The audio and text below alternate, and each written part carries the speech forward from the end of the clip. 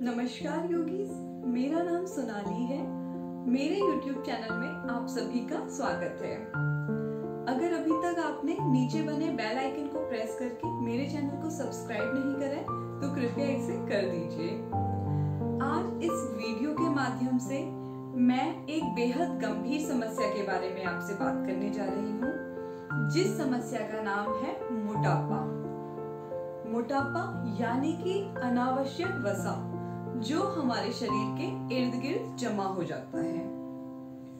यूं तो मोटापा अपने आप में कोई बीमारी नहीं है, किंतु मोटापा अन्य बीमारियों का सबसे मुख्य कारण है, जैसे कि हृदयाघात, डायबिटीज और आर्थराइटिस।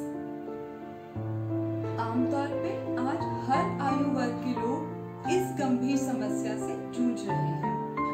खासतौर पर महिलाएं इससे ग्रसित हैं। मोटापे के मुख्य कारक हैं हमारे आहार में गलत आहार का सम्मिलित होना तथा आवश्यकता से ज्यादा भोजन करना, आलस्य, व्यायाम का अभाव और कई बार यह वंशानुगत भी होता है। वंशानुगत यानी कि ये एक पीढ़ी से दूसरी पीढ़ी में जाता है। इस वीडियो के माध्यम से मैंने कुछ योग आसना और योग मुद्रा की एक ऐसी श्रृंखला तैयार की है जिन्हें यदि आप नित्य अपनी जीवन शैली में लेकर आएंगे तो अवश्य ही आपको मोटापे की समस्या से लाभ मिलेगा। तो आइए बढ़ते हैं अपनी पहली योग मुद्रा की तरफ। इसका नाम है सूर्य मुद्रा। सूर्य मुद्रा को करने के लिए आपको अपने हाथ की अनामिका उंगली यानी कि आपकी जो रिंग फिंगर है, इसको अपने अंगूठे की जड़ में इस प्रकार से लगाना है। अब अपने अंगूठे से हल्का सा अपनी अनामिका उंगली पर दबाव डालना है। यह अभ्यास आप प्रतिदिन करेंगे 10 से 15 मिनट और दोनों हाथों से कर सकते हैं। इस प्रकार से चाहे आप टीवी देख रहे हो, घर में ऐसे ही बैठे हो, कहीं यात्रा कर रहे हो या आप किसी के घर पर ही क्यों ना मिलने गए हो, तो इस मुद्रा को अवश्य कीजिए कम से कम 10 से 15 मिनट रोजाना। सूर्य नमस्कार मोटापे को खत्म करने में जड़ से कारगर सिद्ध होता है। बहुत जल्दी मैं आप सभी के लिए सूर्य नमस्कार पर एक बेहद सरल और सहज वीडियो लेके आऊंगी, जिसे आप बिगिनर लेवल पे भी स्टार्ट कर सकते हैं। तो योगीज, इस श्रृंखला का हमारा पहला जो योगासना है उसका नाम है पश्चिमोत्तासना यानी कि फॉरवर्ड बेंडिंग पोज। तो इसके लिए आपको अपनी मैट पर इस प्रकार से बैठ जाना है। आपके दोनों पैर आपस में चिपके हुए होंगे और आपकी जो टोज है वो पॉइंटेड इन होंगी, अंदर की ओर होंगी। अब हमें इनहेल करते हुए अपने दोनों हाथों को अपने कानों के समीप लेकर आना है। अपनी बॉडी को ऊपर की ओर अपलिफ्ट कीजिए। आपकी रीढ़ की हड्डी ऊपर की ओर खींचेगी, एकदम सीधी रहेगी। यहाँ पे आप सामने देख सकते हैं। अब हमें एक्सहेल करते हुए नीचे की ओर आना है। आप जितना ज्यादा नीचे आ सकते हैं उतना ही आइएगा। चलिए, एक्सहेल करते हुए इस प्रकार से नीचे आ जाइए। आप चाहें तो अपने अंगूठों को इस प्रकार से पकड़ लीजिए और आपकी एल्बो को जमीन पर टिका दीजिए। अपने फोरहेड को आप अपने पैरों पर लगा लेंगे। ध्यान रखिए आपकी जो रीढ़ की हड्डी है वो कर्व नहीं होनी चाहिए। अगर उसमें कर्व आएगा तो इससे आपकी रीढ़ की हड्डी पर सबसे ज्यादा दुष्प्रभाव पड़ेगा। तो चलिए इसको करते हैं। हाथों को ऊपर लेके जाइए, इनहेल कीजिए, अपनी स्पाइन को ऊपर की ओर खींचिए, उसे सीधा रखिए और एक्सहेल करते हुए सामने की ओर मुड़ जाइए। यहाँ पे होल्ड करेंगे थोड़ी देर। अब फिर से इनहेल करते हुए अपने हाथों को अपने कानों के समीप लेके आइए और एक्सहेल करते हुए नीचे आ जाएंगे। तो ये था हमारा पहला योगासना जिसका नाम है पश्चिमोत्तासना। अब हम बढ़ते हैं अपने दूसरे योगासना की ओर जिसका नाम है मार्जर्यासना यानी कि कैट एंड काउ पोज। इस पर मैंने एक वीडियो डिस्क्रिप्शन बॉक्स में दे दूंगी। तो आइए इसको प्रारंभ करते हैं। मार्जरीआसना को करने के लिए सबसे पहले आपको अपनी योगा मैट पे वज्रासना की स्थिति में आ जाना है। इसके बाद अपने दोनों हाथों को अपने शरीर के सामने इस प्रकार से लेके आइए। जब आप अपनी हथेलियों को जमीन पे रखते हैं तो आपकी हथेलियां इस प्रकार से चिपकी हुई ना हो। आपको हथेलियों को पूरा फैला के रखना है, ना आपके हाथ शरीर से ज्यादा बाहर हो और ना ही ज्यादा अंदर की ओर हो। आपके हाथों को इस प्रकार से प्लेस करिए कि वो आपके कंधों के जस्ट नीचे हो। ठीक इसी प्रकार से आपके घुटने आपके हिप्स के जस्ट नीचे होंगे। इस स्थिति को टेबल टॉप की पोजीशन कहते हैं। सामान्य गति से श्वास को लेते रहिए। अब इनहेल करते हुए अपनी गर्दन को पीछे लेके आना है और अपनी टेल बोन को आकाश की ओर लेके जाइए। आपका पेट जमीन की ओर खिंचेगा। यहाँ पे होल्ड कीजिए 10 से 15 सेकेंड और फिर श्वास को बाहर छोड़ते हुए अपनी ठुड्डी को अपने सीने से मिलाने की कोशिश करिए।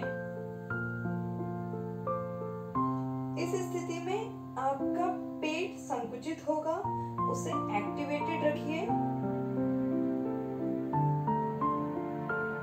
पुनः हम इस स्थिति को दोहराएंगे।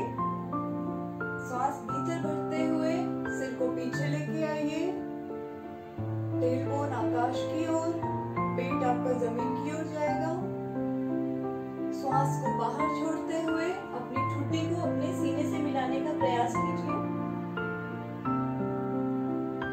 यह करते हुए आपकी कमर हल्की सी रोल हो जाएगी।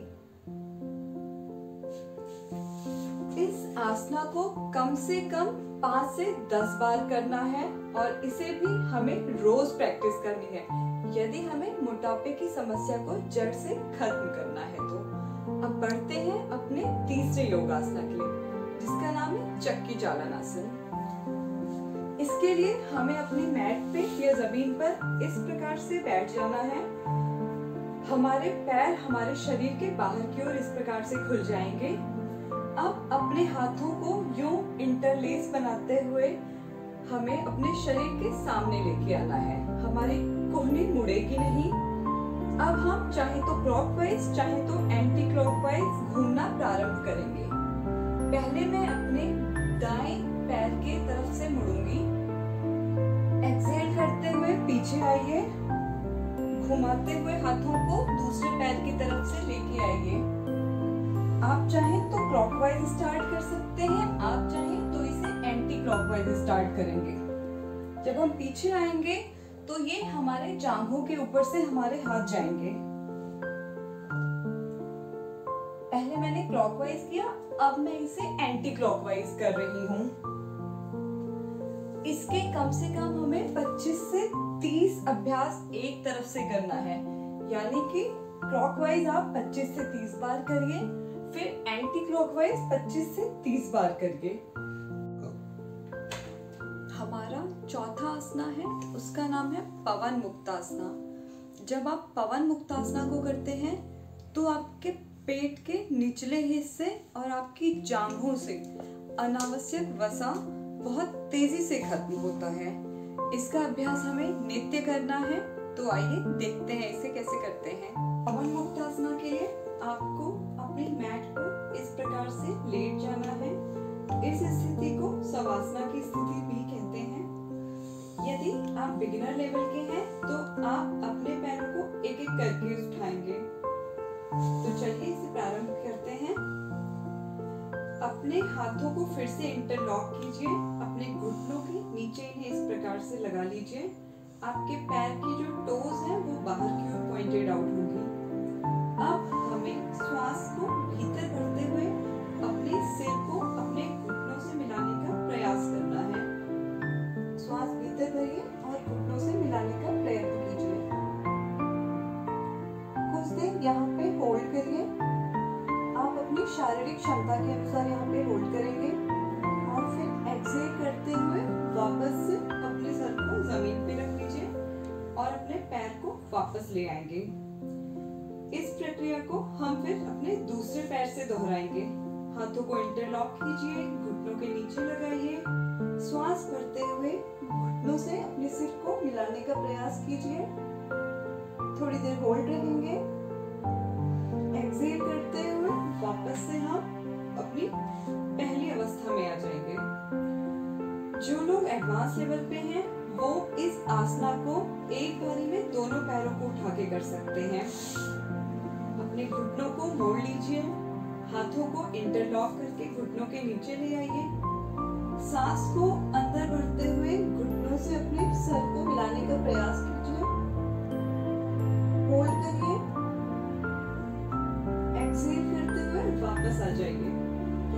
इस श्रृंखला का सबसे आखिरी आसना है, उसका नाम है उत्तान पादासना। उत्तान यानी कि रेज्ड और पादासना यानी कि पैरों की सहायता से किया जाने वाला आसना। इस आसना को करने के लिए हमें अपनी मैट पर या फिर बिस्तर पर शवासना की स्थिति में लेट जाना है। तो आइए इसे देखते हैं। हम अपनी मैट पर इस प्रकार से शवासना में लेट गए हैं। यदि आप बिगिनर लेवल के हैं तो आप इसे भी एक एक करके पहले एक पैर से और फिर दूसरे पैर से प्रारंभ करेंगे। तो चलिए बिगिनर्स के लिए इसे देखते हैं। हम अपने एक पैर को, मैं अपने दाएं पैर को जमीन से 30 डिग्री के एंगल पे उठा रही हूँ। मेरी जो टोज है वो बाहर की ओर पॉइंटेड आउट रहेगी। यहाँ पे हमें अपने सामर्थ्य के हिसाब से अपने पैरों को होल्ड करना है। आप 5 सेकेंड भी होल्ड कर सकते हैं। यदि आपका सामर्थ्य है तो आप इसे 2 मिनट तक भी होल्ड कर सकते हैं। सांस को एक्सहेल करते हुए नीचे आ जाएंगे। अब अपने दूसरे पैर से करेंगे। श्वास को अंदर भरते हुए पैर को 30 डिग्री उठाइए। टोज बाहर पॉइंटेड आउट कर दीजिए। थोड़ी देर होल्ड कीजिए अपने पैरों को और वापस से नीचे ले आइए। एक बार फिर इसे दोहराइए मेरे साथ। श्वास को गहरा भीतर भरिए। 30 डिग्री जमीन से ऊपर उठा लीजिए पैरों को और होल्ड कीजिए। इसे वापस से जमीन पे ले आइए एक्सहेल करते हुए। दूसरे पैर को करेंगे। श्वास अंदर, पैर 30 डिग्री बाहर, टोज पॉइंटेड आउट, होल्ड। श्वास को बाहर छोड़िए, पैर को धीरे धीरे जमीन पे ले आइए। यदि आप एडवांस लेवल पे हैं तो आप एक साथ अपने दोनों पैरों को उठा सकते हैं। चलिए प्रारंभ कीजिए मेरे साथ। इनहेल करिए, 30 डिग्री उठा लीजिए, टोज पॉइंटेड आउट। थोड़ा होल्ड कीजिए मेरे साथ। एक्सहेल करते हुए बाहर। फिर से इसे दोहराएंगे। इनहेल करते हुए पैरों को ऊपर लेके आइए। थोड़ी देर होल्ड कीजिए।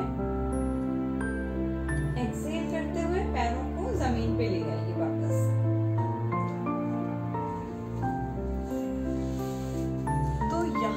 हमारे 5 आसनों और एक योग मुद्रा की जो श्रृंखला है वो समाप्त होती है।